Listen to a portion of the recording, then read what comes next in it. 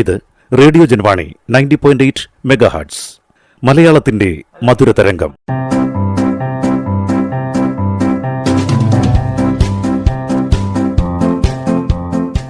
ഇപ്പോൾ വാരാന്ത്യ ലോക വൃത്താന്തം കേൾക്കാം. പ്രൊഫസർ ജെ ജേക്കബ് അവതരിപ്പിക്കുന്നു.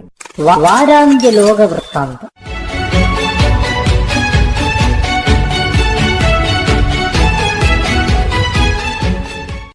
എല്ലാ മാന്യ ശ്രോതാക്കൾക്കും ലോകവൃത്താന്തത്തിലേക്ക് സ്വാഗതം.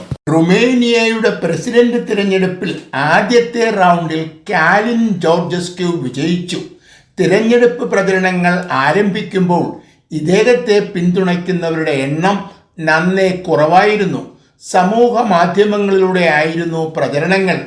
തിരഞ്ഞെടുപ്പ് അടുത്തതോടെ പിന്തുണയ്ക്കുന്നവരുടെ എണ്ണത്തിൽ വലിയ വർധനവുണ്ടായി. റഷ്യയുടെ ഇടപെടൽ മൂലമാണ് ഈ വർധനവുണ്ടായത് എന്നാരോപിച്ച് വലിയ പ്രതിഷേധ പ്രകടനങ്ങൾ ഉണ്ടായി. ഇത് പുടിൻ്റെ വിജയവും റുമേനിയയുടെ പരാജയവുമാണ്, തന്മൂലം അംഗീകരിക്കില്ല എന്നായിരുന്നു പ്രതിഷേധക്കാരുടെ മുദ്രാവാക്യം. ഇത് റുമേനിയയിലെ ഭരണഘടനാ കോടതിയിൽ എത്തുകയും റഷ്യയുടെ ഇടപെടൽ സ്ഥിരീകരിക്കുകയും ചെയ്തു. തിരഞ്ഞെടുപ്പ് അസാധുവായി പ്രഖ്യാപിക്കാനായിരുന്നു കോടതിയുടെ തീരുമാനം.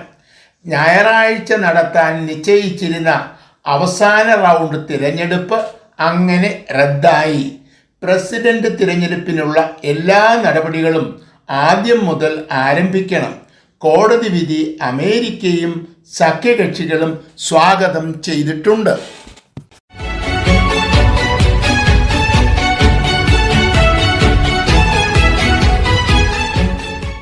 സിറിയയുടെ പ്രസിഡന്റ് ബഷാർ അൽ സാദിൻ്റെ പരാജയം ഒരേ സമയം അമേരിക്കയെയും റഷ്യയെയും പ്രതിസന്ധിയിലാക്കിയിരിക്കുകയാണ്. 2000-ലാണ് അസാദ് സിറിയയുടെ ഭരണം ഏറ്റെടുത്തത്. റഷ്യയുടെയും ഇറാൻ്റെയും പിന്തുണയോടെയാണ് 2011-ലുണ്ടായ ആഭ്യന്തര സമരം ഇദ്ദേഹം അടിച്ചമർത്തിയത്. വിപ്ലവകാരികൾക്ക് അമേരിക്കയുടെ പിന്തുണ ഉണ്ടായിരുന്നുവെങ്കിലും സഹായങ്ങൾ പരിമിതമായിരുന്നു. ഈ വർഷം നവംബറിൽ ആരംഭിച്ച യുദ്ധം വിജയിച്ചതോടെ ബഷാർ അൽസാദ് റഷ്യയിൽ അഭയം തേടി. ആസാദിൻ്റെ പതനം റഷ്യയുടെ പരാജയമായിട്ടാണ് വിലയിരുത്തപ്പെടുന്നത്. ജനാധിപത്യ വിശ്വാസികൾ മാത്രമല്ല, അൽ ഖ്വയ്ദ പോലെയുള്ള മതതീവ്രവാദി സംഘടനകളും ആസാദിനെതിരെയുള്ള യുദ്ധത്തിൽ അണിചേർന്നിട്ടുണ്ട്. ഇവരുടെ വിജയം അൽ ഖ്വയ്ദയെ പോലെയുള്ള തീവ്രവാദി സംഘടനകൾക്ക് സിറിയൻ ഭരണത്തിൽ പങ്കാളിത്തം നൽകും എന്നാണ് അമേരിക്ക ഭയപ്പെടുന്നത്.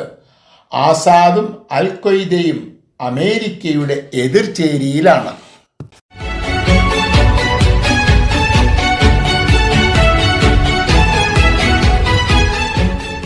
ദക്ഷിണ കൊറിയൻ പ്രസിഡന്റിനെ ഇംപീച്ച് ചെയ്യാനായി അവതരിപ്പിച്ച പ്രമേയം പാസ്സായില്ല. ഈ പ്രമേയം പാസ്സാകണമെങ്കിൽ പാർലമെൻറ്റിലെ 300 അംഗങ്ങളിൽ 200 അംഗങ്ങളുടെ പിന്തുണ ലഭിക്കണം. 193 അംഗങ്ങൾ മാത്രമാണ് ഈ ബില്ലിനെ പിന്തുണച്ചത്. കഴിഞ്ഞ ആഴ്ചയിലാണ് പ്രസിഡന്റ് പട്ടാള നിയമം പ്രഖ്യാപിച്ചത്. മണിക്കൂറുകൾക്കുള്ളിൽ പാർലമെൻറ്റ് ചേരുകയും ഈ നിയമത്തിന് അനുമതി നിഷേധിക്കുകയും ചെയ്തു. തന്മൂലം അന്നു തന്നെ പ്രസിഡന്റിന് പട്ടാള നിയമം പിൻവലിക്കേണ്ടി വന്നു. പ്രതിപക്ഷത്തോടൊപ്പം ഭരണകക്ഷിയിലെ അംഗങ്ങളും വോട്ടു ചെയ്തതുകൊണ്ടാണ് പട്ടാള ഭരണത്തിന് അനുമതി നിഷേധിക്കപ്പെട്ടത്. ഇതേ തുടർന്നാണ് പ്രസിഡന്റിനെതിരെ പ്രതിപക്ഷം ഇംപീച്ച്മെന്റ് നടപടികൾ ആരംഭിച്ചത്. പട്ടാള ഭരണത്തെ എതിർത്തു എങ്കിലും പ്രസിഡന്റിനെ കുറ്റവിചാരണ നടത്തി പുറത്താക്കുന്നതിനോട് ഭരണകക്ഷിക്ക് യോജിപ്പുണ്ടായിരുന്നില്ല.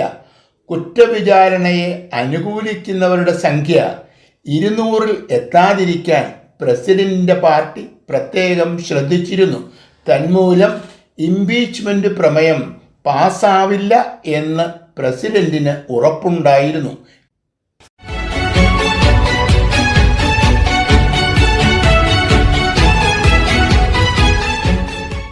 3 വർഷമായി തുടരുന്ന റഷ്യ ഉക്രൈൻ യുദ്ധം അവസാനിക്കുന്നതിനുള്ള സാധ്യത തെളിയുന്നതായിട്ടാണ് റിപ്പോർട്ടുകൾ സൂചിപ്പിക്കുന്നത്. ഉക്രൈനിനെ നാറ്റോയിൽ ഉൾപ്പെടുത്തില്ല എന്നുറപ്പു നൽകിയാൽ യുദ്ധം അവസാനിപ്പിക്കാൻ നേരത്തെ തന്നെ പുടിൻ ഒരുക്കമായിരുന്നു. എന്നാൽ റഷ്യ പിടിച്ചെടുത്ത സ്ഥലങ്ങൾ മടക്കി നൽകാതെ വെടിനിർത്തൽ ചർച്ചകൾ ആരംഭിക്കാൻ പോലും സെലൻസ്കി തയ്യാറായിരുന്നില്ല. ഈ വ്യവസ്ഥ ഉപേക്ഷിക്കുന്നതായി കഴിഞ്ഞ ആഴ്ചയിൽ സെലൻസ്കി വ്യക്തമാക്കി.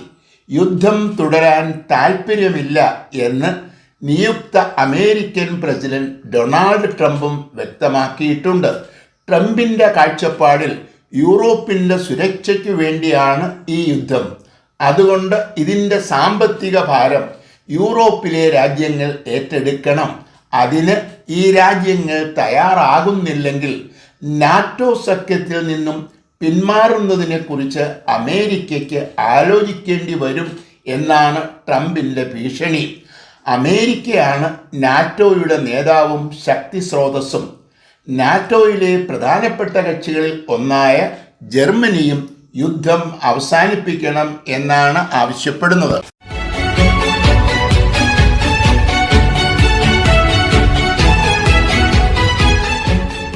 അലഹബാദ് ഹൈക്കോടതിയിലെ ഒരു ന്യായാധിപൻ നടത്തിയ പരാമർശം വിവാദമായതോടെ സുപ്രീം കോടതി ഇതിനെക്കുറിച്ചുള്ള റിപ്പോർട്ട് തേടി. വിശ്വ ഹിന്ദു പരിഷത്ത് സംഘടിപ്പിച്ച ഒരു ചടങ്ങിലാണ് ഈ പ്രസംഗം നടത്തിയത്. എപ്പോഴും തീവ്ര ഹിന്ദുത്വ നിലപാട് സ്വീകരിക്കുന്ന ഒരു സംഘടനയുടെ ചടങ്ങിൽ ഹൈക്കോടതി ന്യായാധിപനെ പോലെയുള്ള ഒരാൾ പങ്കെടുക്കുന്നത് ശരിയാണോ എന്ന ചോദ്യം പരിശോധിക്കേണ്ടതുണ്ട്. ഇന്ത്യയിലെ ജനങ്ങളിൽ ഭൂരിപക്ഷവും ഹിന്ദുക്കളാണ്.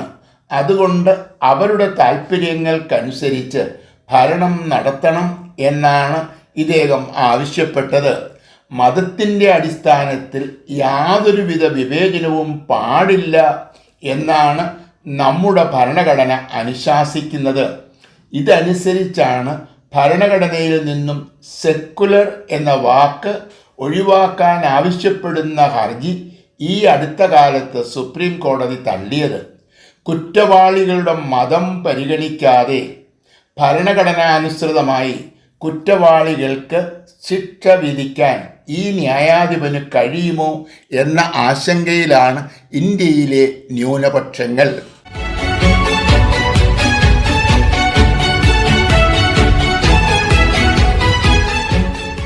ഡോളറിനെതിരെ നീങ്ങുന്ന രാജ്യങ്ങളുടെ ഉൽപ്പന്നങ്ങൾക്ക് 100% നികുതി ചുമത്തും എന്നാണ് നിയുക്ത അമേരിക്കൻ പ്രസിഡന്റ് ഡൊണാൾഡ് ട്രംപിൻ്റെ ഭീഷണി. ബ്രിക്സ് സഖ്യത്തിൻ്റെ സ്ഥാപക നേതാക്കളായ ബ്രസീൽ, റഷ്യ, ഇന്ത്യ, ചൈന, ദക്ഷിണാഫ്രിക്ക തുടങ്ങിയ രാജ്യങ്ങൾക്കെതിരെയാണ് ഈ ഭീഷണി. ഡോളർ ഉപേക്ഷിക്കണം എന്ന് തങ്ങൾ ആരോടും ആവശ്യപ്പെട്ടിട്ടില്ല.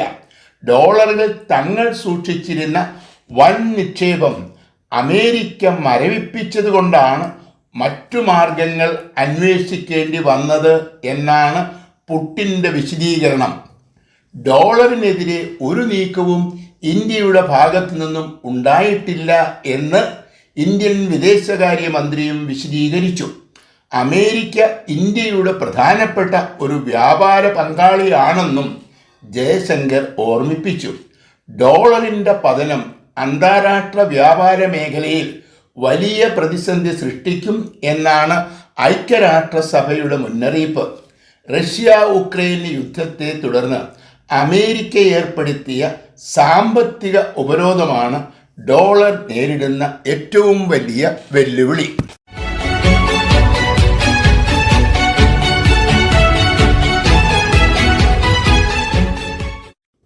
അഫ്ഗാനിസ്ഥാന്റെ തലസ്ഥാനമായ കാബൂളിലുണ്ടായ ചാവേർ ആക്രമണത്തിൽ ഖലീൽ ഹക്കാനി കൊല്ലപ്പെട്ടു. അഫ്ഗാനിസ്ഥാനിലെ താലിബാൻ സർക്കാരിൽ അഭയാർത്ഥികളുടെ മന്ത്രിയാണ് ഇദ്ദേഹം. 2021 താലിബാൻ ഭരണം ഏറ്റെടുത്തതിന് ശേഷം ആദ്യമായിട്ടാണ് ഇത്രയും ഉയർന്ന പദവിയിലുള്ള ഒരാൾ ചാവേർ ആക്രമണത്തിൽ കൊല്ലപ്പെടുന്നത്. ഈ ചാവേർ മന്ത്രിയുടെ ഓഫീസിന് പുറത്ത് കാത്തു നിൽക്കുകയായിരുന്നു എന്ന് കണ്ടെത്തിയിട്ടുണ്ട്. മന്ത്രി പുറത്തേക്ക് വന്നപ്പോൾ സ്ഫോടനം നടത്തുകയും മന്ത്രിയും ഒപ്പമുണ്ടായിരുന്ന 6 പേരും കൊല്ലപ്പെടുകയും ചെയ്തു. ഇസ്ലാമിക് സ്റ്റേറ്റ് ഈ കൊലപാതകത്തിൻ്റെ ഉത്തരവാദിത്വം ഏറ്റെടുത്തിട്ടുണ്ട്. താലിബാൻ മന്ത്രിസഭയിൽ വലിയ സ്വാധീനമുള്ള ഒരു മന്ത്രിസഭാ മന്ദിരത്തിൽ വച്ച് വധിക്കപ്പെട്ടത് ഭരണകൂടം വലിയ ഗൗരവത്തോടെയാണ് കാണുന്നത്. ഇതിനു മുമ്പും ഇസ്ലാമിക് സ്റ്റേറ്റ് അഫ്ഗാനിസ്ഥാന്റെ തലസ്ഥാനമായ കാബൂളിൽ ആക്രമണങ്ങൾ നടത്തിയിട്ടുണ്ട്. 2021 അമേരിക്ക പിന്മാറിയതിനു ശേഷം ഇത്തരത്തിലുള്ള ആക്രമണങ്ങൾ കുറവായിരുന്നു.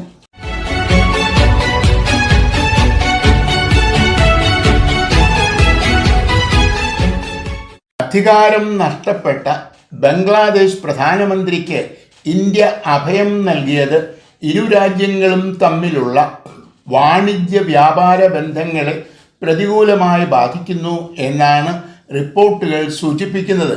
ഇന്ത്യയിൽ നിന്നും ഇറക്കുമതി ചെയ്യുന്ന പഞ്ചസാരയുടെ അളവ് ബംഗ്ലാദേശ് ഗണ്യമായി കുറയ്ക്കുകയും പാകിസ്ഥാനിൽ നിന്നുള്ള ഇറക്കുമതി വർദ്ധിപ്പിക്കുകയും ചെയ്തു. പാകിസ്ഥാനെ പോലെ ചൈനയുമായുള്ള ബന്ധങ്ങൾ മെച്ചപ്പെടുത്താനാണ് ബംഗ്ലാദേശിലെ പുതിയ സർക്കാർ ശ്രമിക്കുന്നത്. ഇന്ത്യയോട് ശത്രുത പുലർത്തുന്ന ചൈനയും പാകിസ്ഥാനുമായുള്ള ബന്ധങ്ങൾ മെച്ചപ്പെടുന്നതിനെ ആശങ്കയോടെയാണ് ഇന്ത്യ കാണുന്നത്. വ്യാപാര രംഗത്ത് എന്നതുപോലെ തന്നെ ന്യൂനപക്ഷങ്ങൾക്കെതിരെ ഉണ്ടാകുന്ന ആക്രമണങ്ങളും ഇരു രാജ്യങ്ങളും തമ്മിലുള്ള ബന്ധങ്ങളെ പ്രതികൂലമായി ബാധിച്ചിട്ടുണ്ട്. ഹൈന്ദവ ക്ഷേത്രങ്ങൾക്കെതിരെ നിരന്തരം ആക്രമണങ്ങൾ ഉണ്ടാകുന്നു. മതതീവ്രവാദികളെ നിയന്ത്രിക്കുന്നതിൽ ഇടക്കാല സർക്കാർ പരാജയപ്പെട്ടു എന്നാണ് പൊതുവെയുള്ള വിലയിരുത്തൽ. ഇതിനെ വലിയ ഗൗരവത്തോടെയാണ് ഇന്ത്യയിലെ ഹൈന്ദവ സംഘടനകൾ കാണുന്നത്.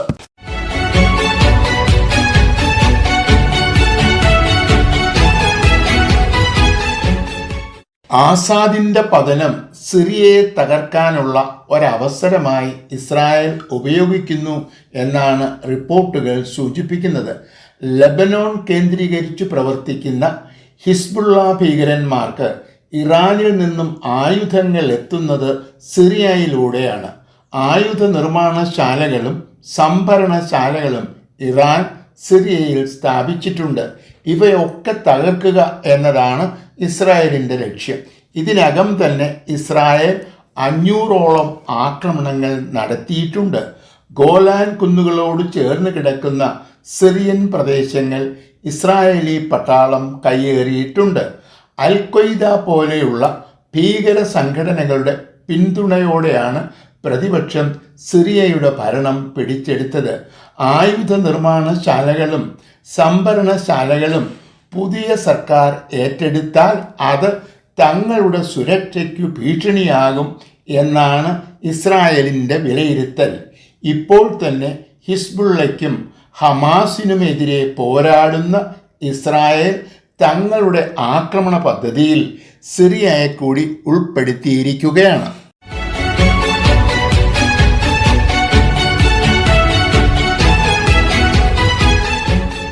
വിശ്വനാഥൻ ആനന്ദിനു ശേഷം ലോക ചെസ് ചാമ്പ്യൻ പട്ടം ഇന്ത്യ വീണ്ടും സ്വന്തമാക്കി. സിംഗപ്പൂരിൽ നടന്ന മത്സരങ്ങളിൽ വിജയിച്ച തമിഴ്നാട്ടുകാരനായ ഗുകേഷാണ് ഇക്കുറി ലോക ചെസ് ചാമ്പ്യൻ പട്ടം ഇന്ത്യക്ക് നേടിക്കൊടുത്തത്. വാശിയേറിയ മത്സരത്തിൽ ചൈനയുടെ മുൻ ചാമ്പ്യനെയാണ് ഈ കൊച്ചുമിടുക്കൻ പരാജയപ്പെടുത്തിയത്. 18-ാം വയസ്സിൽ ചെസ്സിൽ ലോക ചാമ്പ്യൻ പട്ടം നേടിയ ആദ്യത്തെ ചെസ് കളിക്കാരനാണ് ഗുകേഷ്.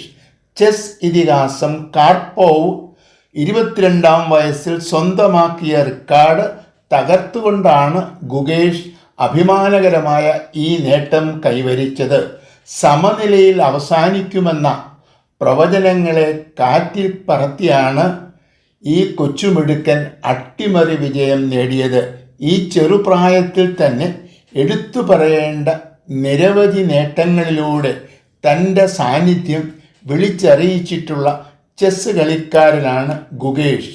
ഇന്ത്യയുടെ അന്തസ് വാനോളം ഉയർത്തിയ ഈ കൊച്ചുമിടുക്കന് അഭിനന്ദനങ്ങൾ നേരുകയും ആശംസകൾ അർപ്പിക്കുകയും ചെയ്യുന്നു. വാരാന്ത്യ ലോക വൃത്താന്തം.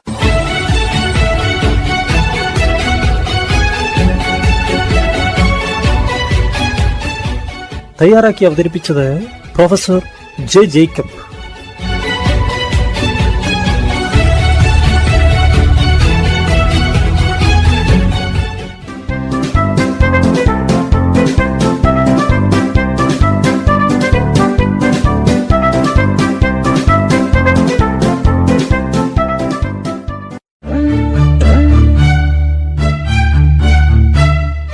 നിങ്ങൾ കേട്ടുകൊണ്ടിരിക്കുന്നത് ജൻവാണി 90.8 കമ്മ്യൂണിറ്റി FM. അറിയേണ്ടതും കേൾക്കേണ്ടതും മാത്രം.